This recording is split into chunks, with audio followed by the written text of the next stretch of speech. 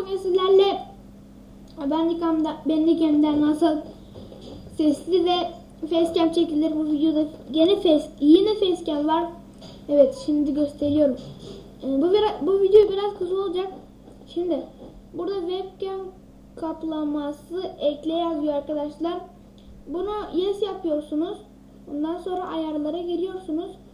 Burada webcam'e giriyorsunuz. Sizde şurada olacak, bende de orada.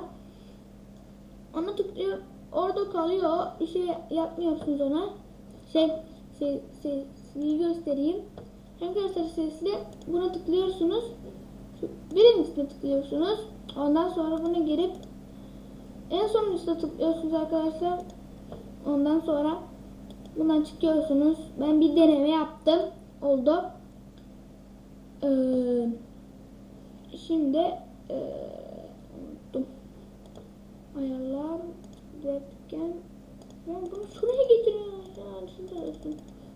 Tamam diyoruz. Yani arkadaşlar direkt çıkıyordum.